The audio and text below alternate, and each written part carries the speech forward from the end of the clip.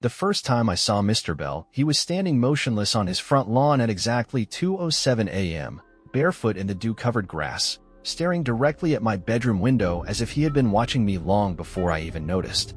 He didn't flinch when I moved the curtain, didn't wave, didn't blink. He just stood there, slack-jawed, eyes bloodshot and swollen with the kind of darkness you don't get from staying up late for work or worrying about bills. No, this was something deeper, something feral, something hunted. I just moved into the neighborhood the week prior, a peaceful little cul-de-sac outside Asheville, the kind of place where lawns were trimmed to perfection and neighbors baked pies just because. I was still unpacking boxes, still figuring out which creaky floorboard meant what, and honestly, I'd hoped for peace. What I got instead was a neighbor who looked like he hadn't slept since the invention of electricity, and a gut feeling that I hadn't walked into a new beginning, but into something quietly waiting for me to close my eyes. He came to my door the following evening, wearing a threadbare hoodie soaked in sweat, one sleeve torn like he'd gotten into a fight with something that didn't bleed. His knuckles were raw. His pupils were dilated. He leaned in too close, like he was afraid someone was listening just behind the bushes, and his breath smelled like black coffee and copper. "You haven't slept here yet, have you?" he asked without saying hello, his voice sharp and dry like gravel dragged across glass. I told him no, not really, just a few short naps during the day while unpacking. His shoulders sagged as if that somehow saved me from something, and what he said next turned the blood in my veins to ice. "Don't sleep. Not here. Not even by accident. They watch the new ones." Then he turned and left, walking back to his house without another word. I stared after him, heart hammering against my ribs, convincing myself he was just a nutcase, someone unraveling from stress or age or grief. But deep down, something old and primal had already awoken, a whisper that said maybe I should listen. That night, as I lay in bed trying to reason away the unease crawling up my spine like cold breath on the nape of my neck, I heard the unmistakable sound of scratching, long, deliberate, almost curious, coming from the attic directly above my head. I froze. My limbs went rigid. The sound came again, like nails on drywall, followed by a dull dragging noise and what I could only describe as shallow breathing through teeth that didn't quite fit a human mouth. I didn't dare move. I barely dared breathe. I stayed like that until the sun bled through the blinds. I told myself it was a squirrel. Maybe rats. Maybe wind. Anything but what it sounded like. But when I finally crept to the door in the morning, heart still pounding, I saw a piece of paper slid halfway beneath it, like someone had been on the other side during the night. There were only 2 words, written in frantic block letters, carved into the page so deeply they nearly tore through. Stay awake. The next morning, I did the one thing every horror movie protagonist is too stupid to avoid. I opened the attic. Maybe it was curiosity. Maybe it was a desperate need to prove to myself that what I heard the night before had a logical explanation. A mouse, the wind, an old pipe settling. But deep down, I think I already knew I wouldn't find anything that could be explained with logic. The air inside the attic was heavy, stale like old breath that had been waiting decades to be released. A single naked light bulb swung lazily from the ceiling, casting long, jerky shadows that made my skin crawl. Dust clung to everything in thick, powdery sheets, undisturbed except for a trail of small, perfectly round indentations in the insulation, leading from the hatch to the far wall and disappearing beneath a boarded-up vent. I turned on my phone's voice recorder without thinking and left it running on a beam as I searched every dusty corner, expecting nothing, hoping for even less. But when I replayed the audio later, just before bed, my blood turned to ice. Beneath the static and soft creaks of the wood, there was breathing, slow, deliberate, rasping, and it wasn't mine. The moment I pressed stop on that recording, I knew 2 things. First, I wasn't alone in that attic. And second, Mr. Bell knew more than he told me. I looked out my window around 3:30 a.m. Don't ask me why I was awake. I couldn't sleep even if I wanted to, and I saw him through the trees, in his kitchen, pacing back and forth like a rat trapped in a maze. Every window in his house was covered in thick black tape, layered haphazardly like he'd been in a frenzy, trying to keep something out or maybe in. He was clutching a cup of coffee so tightly that his hands shook, spilling it across the counter. Then he stopped. Slowly, too slowly, he turned his head toward my window. I stepped back instinctively, but not before I saw the expression on his face, absolute, paralyzing terror, like he'd just remembered something horrible that I was about to experience for the first time. That night, my dog, a golden retriever who'd happily curled up in my bed every night since I brought him home, refused to even step foot inside my bedroom. He stood in the hallway, whining softly, staring into the darkness beyond the doorway like something was waiting for him there. Out of sheer paranoia, I downloaded a sleep tracking app. I told myself I just wanted to monitor my REM cycles, to see if maybe stress was playing tricks on me. But the truth? I needed to know what was happening while I slept, or if I even could sleep.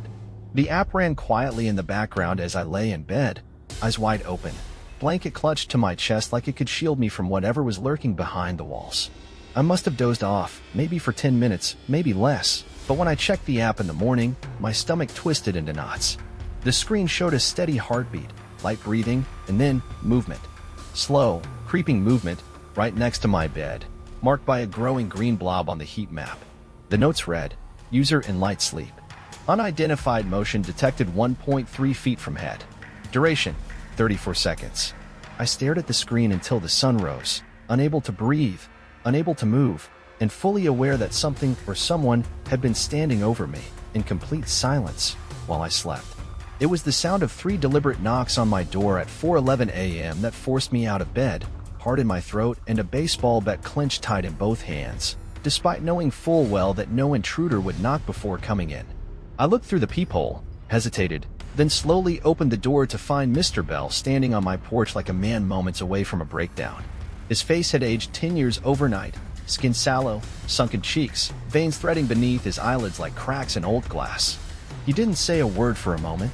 He simply looked at me with a kind of hollow urgency that made my skin crawl. Then he stepped forward, closed the door behind him without asking, and whispered something so quietly I almost didn't catch it. I fell asleep. 10 minutes. That's all it took. He stared through me, not at me, as though reliving something he couldn't unsee. They surrounded the bed. I couldn't scream. I couldn't breathe. They didn't move, just stood there, faceless, like mannequins made of dust and skin. He fumbled in his coat pocket and pulled out a book, wrapped in what looked like layers of old cloth and masking tape. I've kept this hidden. You need to read it before it's too late. The cover was cracked leather, and the title, burned into it by hand, read only, The Sleepless Compact.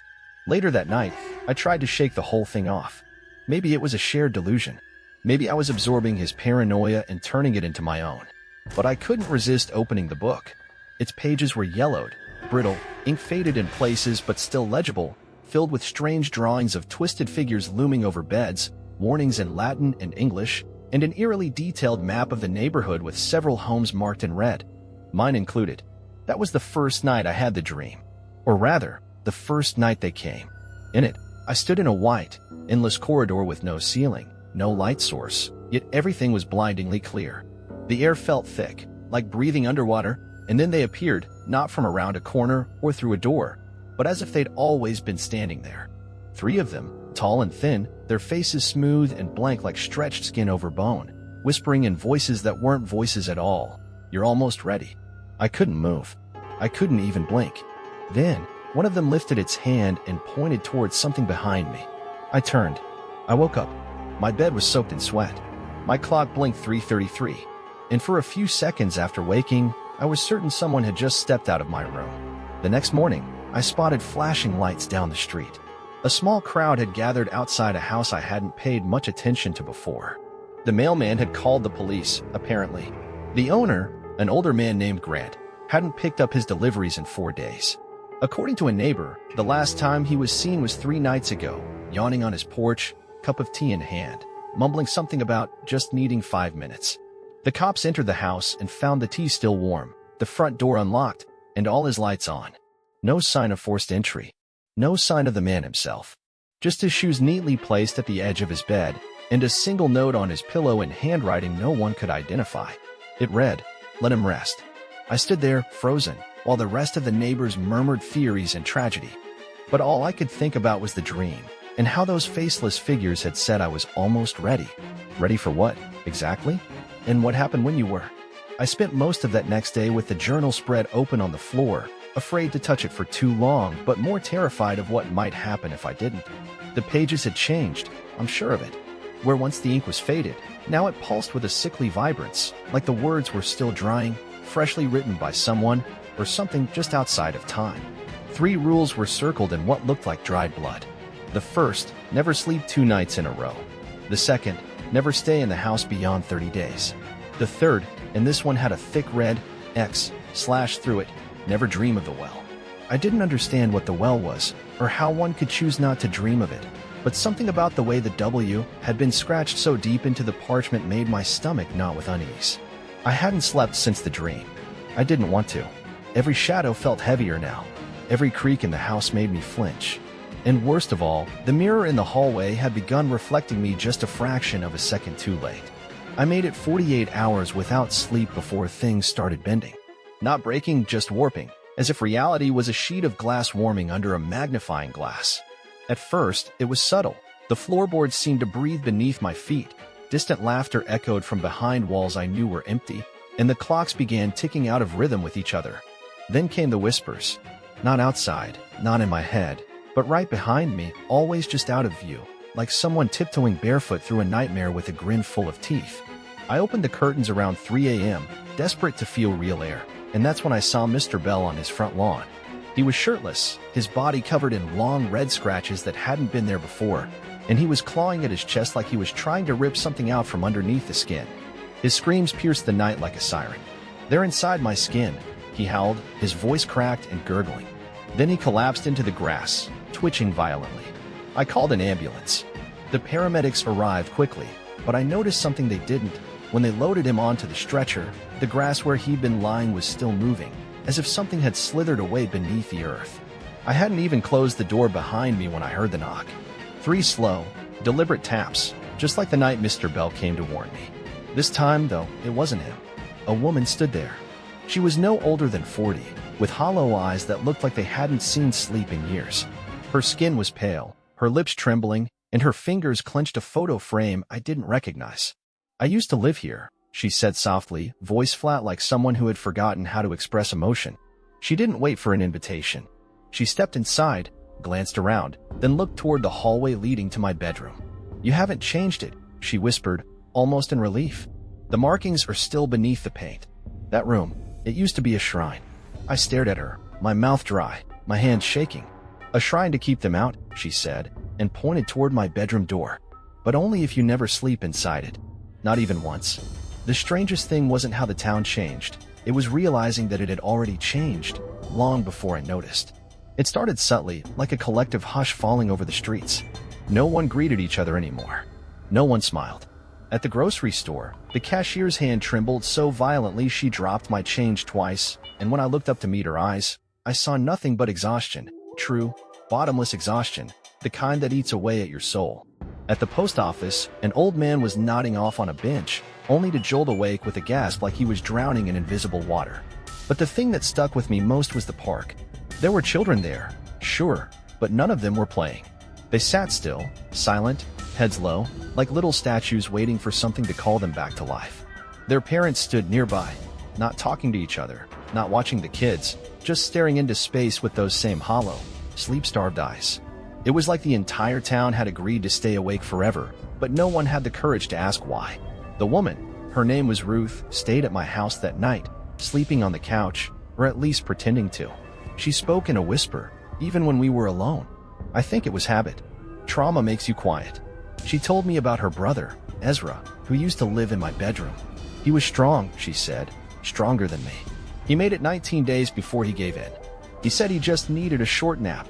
I made him coffee, begged him to wait, but he wouldn't listen. She paused, then looked me dead in the eyes. I watched them take him. They didn't enter the room. They formed from it. The shadows stretched, wrapped around his arms, his legs. They pulled him down through the bed like it wasn't even solid. There wasn't even time to scream. Her voice cracked. When I ran back in, all that was left was the pillow, and it was still warm. Later that day, still rattled, I went to the municipal archives downtown. There were dusty cabinets labeled in typewriter font, property deeds, census 1910 to 1980, and a locked drawer marked only town records, confidential. I broke the lock. I had to. Inside were yellow folders tied with twine, each stamped with a red phrase over and over again. Offerings accepted. Pages and pages of names. Dates. Descriptions of disappearances between 1934 and 1942. Entire families. All listed under a column labeled, serve their term. I don't know when I passed out. I don't even remember sitting down.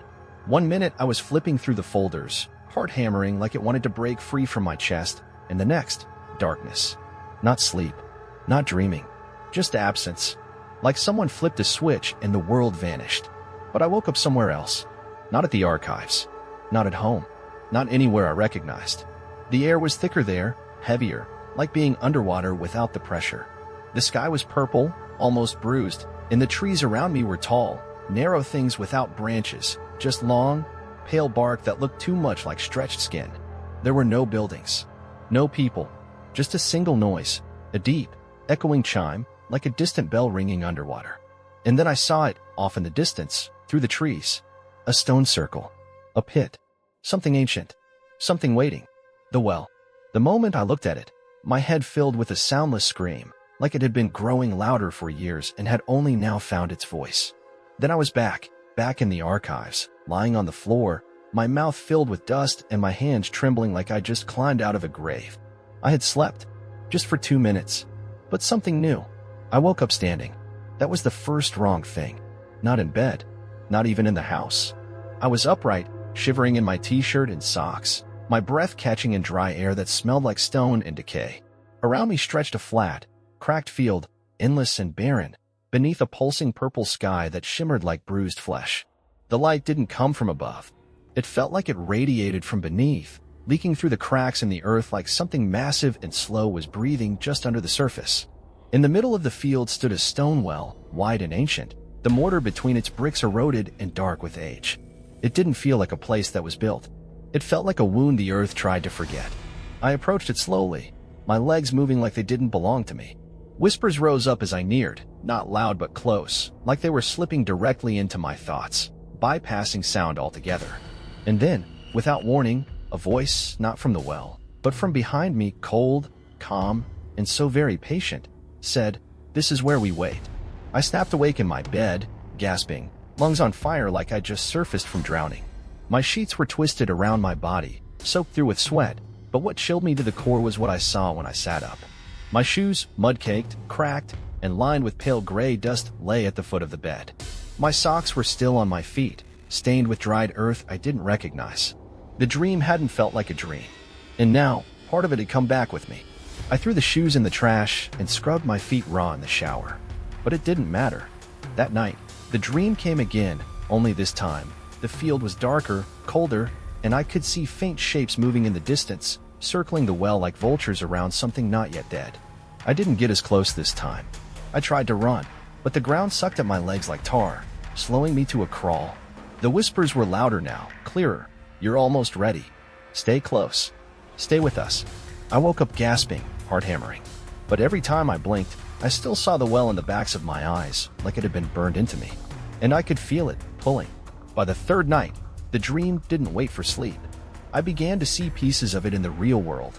Reflections in mirrors that didn't match my movements, shadows pooling in the corners of rooms where no light should fall, and a low hum that came from the drains, soft at first, like a distant wind, then building into a chorus of voices echoing through the pipes. I stopped using the bathroom at night. I couldn't stand to be alone in there. Something had found me. Something from that place. The final straw came at 3:17 a.m. I was brushing my teeth in the dim bathroom light, my reflection barely meeting my eyes in the mirror, when I heard the gurgle. I turned the faucet off. It wasn't the pipes. It was coming from the sink, from the drain. I leaned in, foolishly, like I could see the sound. And then I did. A pale, bloated hand, long-fingered and boneless, reached slowly up from the dark, wet hole, fingernails clacking against the porcelain, stretching toward my face with impossible gentleness. I didn't scream. I couldn't. I just backed away, step by trembling step, until it disappeared, but the drain stayed wet long after I turned off the water. It began with the thumping, soft at first, barely louder than a heartbeat, coming from the west wall near my bed frame. I assumed it was the pipes again, or maybe an animal nesting in the insulation, but the sound wasn't mechanical or erratic. It was intentional, slow, rhythmic, like footsteps pacing from one side of the house to the other, only muffled by plaster and beams. I pressed my ear against the drywall one night and felt a vibration run straight into my jaw. Something moved behind it. I could hear fingernails, long ones, scraping the inside as if whatever was there didn't know how to get out, or worse, wasn't trying to. That same morning, I noticed something even more chilling. Mr. Bell's windows were open. All of them. Curtains flapping lifelessly in the breeze. The black tape that had sealed them for weeks lay in curled strips on the lawn like shed skin. His front door was ajar, swaying gently. I went in, though every part of me screamed not to. Inside, it looked like someone had searched, not broken in. Every drawer emptied, every photo torn from its frame, cupboards wide open. But there were no signs of violence. No blood. No mess. Just one thing taped to the wall in the hallway, scrawled in black marker. They don't need to break in if they were already here. And beneath it, a single, dirty footprint. Bare. Inhumanly long. I installed a camera in my bedroom that night, one of those cheap motion-activated ones you sync to your phone. I didn't expect to catch anything. A part of me hoped I would prove I wasn't losing my mind. But what I found the next morning didn't clarify anything. It only made things worse. The footage was quiet at first. Just me tossing in bed, restless, soaked in sweat. But at 3:04 a.m., the lens flickered, static fuzzed the edges, and then for 3 full seconds, something hung in the top corner of the ceiling, barely visible, a mass of shifting darkness with no defined shape, like smoke frozen mid-motion. It didn't move. It didn't breathe. It just watched, though it had no face. When I froze the frame and zoomed in, I almost dropped my phone. There were outlines, like bones, but not arranged the way a body should be. Spindly. Wrong. Curled like a spider waiting to drop. I deleted the file but couldn't stop thinking about it. I packed a bag. I got in the car. I drove. I didn't even care where. I just needed distance. And yet, 20 minutes later, I passed my own mailbox again. I circled 3 more times before I realized. The roads were looping. Every turn led me back to my own front yard. I sat in my car for what felt like hours, trying to breathe, trying not to scream. I was about to go back inside when my phone buzzed in my lap. I didn't recognize the number at first. No contact photo. Just 10 digits and a chill in my spine. I opened the message and felt every muscle in my body seize at once. It was from Mr. Bell's number. The text was simple. 7 words. But they hit harder than anything I'd seen in the journal or the dreams or even the footage. They're using my face. Don't trust it. I stared at the screen as the porch light on my house flickered on. And there, standing on my doorstep, smiling, was Mr. Bell. I've been awake for 4 days now. Maybe 5. I can't tell anymore. Time has started folding in on itself, looping like the roads in this cursed town. The ticking of the clocks is wrong. They sound like whispers now, like they're counting down to something I'm not meant to understand. My body shakes constantly, my vision pulses at the edges, and sometimes my hands twitch even when I'm not thinking. But worse than the physical decay is the feeling, this sense that sleep is not just dangerous but inevitable, like drowning in a sea where every breath only buys you seconds. The journal won't shut up. Its pages bleed ink now, smudging into symbols that rearrange themselves when I look away. I found an entry dated 1892, written by the town's founder, Silas Dorn, a man who allegedly vanished before the town even received its name. He didn't vanish. He made a deal. Every 30 years, the town must feed the sleepless. It wasn't just superstition, it was survival. The town offered its dreamers to them, and in return, the town thrived. For a while, until the compact began fraying, until the dreams started staying. It was Ruth who finally told me what I already knew deep down but couldn't let myself believe. She didn't knock. She didn't call. She was just suddenly there on my couch, her eyes sunken and blank, her body barely holding itself upright. She said the figures, the pale ones, weren't ghosts or demons. They were parasites. Psychic. Timeless. Creatures that exist beyond physical space, feeding on consciousness in its most vulnerable state. They are drawn to dreaming minds, pulled through the thin membrane of sleep like blood through gauze. She told me they have no true form, only masks pieced together from the fears and thoughts of the dreamer. That's why they always look different, why they always feel familiar. They're wearing pieces of you. And now, because so many people have refused to sleep, because the town has delayed the offering for too long, the boundaries are thinning. The dream realm isn't something you enter anymore, it's bleeding outward. She showed me her arms, covered in symbols, burned into her skin with iron. To keep them in, she whispered. But they're learning. They're waking up too. Then she stood, walked to the hallway, and disappeared. Not turned a corner. Not exited. Vanished. That night, I finally lost. I don't know when it happened. I didn't lie down. I didn't close my eyes. But at some point, the real world just stopped. It blinked out. And I was back in the field, The sky darker now, almost black, the air choking, thick like mud in my lungs. The well was closer than it had ever been. I didn't walk to it. It came to me. It wanted me. And I understood, then, what everyone had meant when they said, stay awake. This place, this version of reality, was starting to solidify. I wasn't visiting anymore. I was being kept. Shapes surrounded me now, not lurking in the distance, but just beyond my shoulders, breathing, watching, inching closer. The ground split beneath my feet. I tried to scream. Nothing came out. The sky cracked open like glass. Hands, dozens, reached from the soil and gripped my legs, pulling. Then a face rose from the center of the well. Not a stranger's. Mine. But wrong. Hollow. Smiling. And then, silence. When I opened my eyes, I wasn't in my bed. I wasn't anywhere I recognized. At first, I thought I had finally woken up until I stepped outside. The world looked right, but nothing felt real. My street was exactly as I remembered it. Same cracked sidewalk, same crooked mailbox, same wind chimes on the porch next door, but there were no cars. No sounds. No people. Just a stillness so thick it pressed against my skin like wet cloth. I walked down the center of the road and realized something terrifying. No lights were on in any house, yet everything was perfectly visible. As if the sun had died but forgotten to tell the sky. The silence was the worst part. Not peaceful, intentional. Like something was watching to see what I would do next. That's when I saw the figure. A hooded silhouette standing perfectly still beneath the oak tree in front of my house, face obscured in shadow, its hands clasped in front of it like it was waiting for a funeral procession. When I approached, it spoke, not with a voice, but with a vibration in the air that slid directly into my skull. You've been chosen. The last watcher has left his post. You will take his place. I wanted to scream, to run, to do anything but listen, but my legs locked. Something ancient had gripped me from within. The figure gestured to the window of my house. Inside, through the glass, I saw myself. Lying in bed, pale, motionless, fading. My skin seemed almost translucent, like smoke drifting apart in slow motion. I pounded the glass, but the version of me didn't react. It wasn't dead, not yet, but it was leaving. That's when I understood. I hadn't woken up. I was still dreaming. Worse, the dream had become stronger than the waking world. The hooded figure turned and began walking, and I followed, not by choice, but by compulsion. The neighborhood twisted as we moved. Houses warped like melted wax, trees leaned inwards, and the pavement cracked open in symmetrical patterns, veins in a dying body. Eventually, we arrived at the field. The well stood in the center, unchanged and eternal. It no longer felt like a place. It felt like a decision waiting to be made. I approached the well. The whispers were gone now, replaced by a pulsing silence that pressed on my chest like a stone. I looked down and saw my reflection, but it wasn't my face. Not exactly.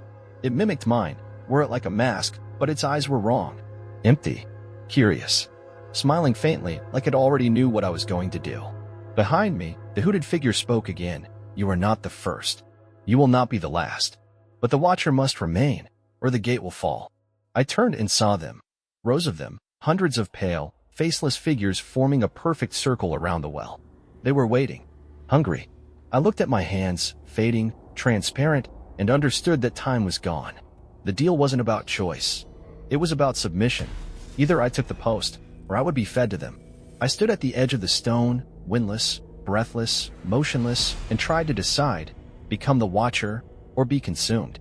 In the end, there was no ceremony, no grand ritual, no binding contract carved into flesh or whispered in forgotten tongues. Just a moment, quiet, weightless, when I stopped resisting and simply stepped forward. The hooded figure bowed its head and vanished like smoke in sunlight. The well pulsed once, softly, like the closing of a massive eyelid, and then everything shattered into black. When I opened my eyes again, I was home, but I wasn't in me. I watched my body stir in bed, slow and unnatural, eyes open but glassy, as if something had turned on the lights in an empty room. It stood, walked to the mirror, stared at its own face, and smiled. But I wasn't behind those eyes. I was somewhere else, anchored, and yet still connected. I saw the world through a haze now, like staring through rippled glass. I had taken the watcher's place. Mr. Bell was gone. I was what remained. The house aged around me, but I didn't. I waited. That's all you do, once you're bound to the compact. You wait. The dreams continue, but now I see from above. I move through the walls without making sound. I feel the weight of breath from every sleeper, every twitch, every whispered name in their restless sleep. The watcher doesn't feed. The watcher observes, keeps the gate, sees the cracks. And when a dreamer gets too close to the well, I whisper. Sometimes it's enough to steer them away. Sometimes it isn't. The worst part isn't the watching, it's the memory. The slivers of who I used to be float like ash in the back of my mind. A laugh, a smell, the warmth of sunlight on skin. But the watcher cannot return. There's no reverse to the compact, no loophole. The pact is older than language, and once your role is claimed, you belong to it. 3 weeks ago, a new family moved in. 2 parents, a child. They seem happy. The grass has been trimmed. The porch is painted now, blue instead of gray. But at night, I stand at the upstairs window, the same one Mr. Bell used to stand in, and I wait. I saw the boy playing in the yard this morning. He looked up at the window and waved. I think he saw me. I think children always do, at first. Tonight will be their first night sleeping here. The house is already starting to whisper to them. I feel the well rumbling faintly below. Not loud. Not yet. Just a reminder that it's always there. And as the sky darkens, and the wind stirs the trees like breath through teeth, I find myself mouthing the words I swore I'd never say, words that are no longer a warning, but a promise. Don't sleep. And the last thing I remember before the night takes hold again is this. We all serve the pact, eventually.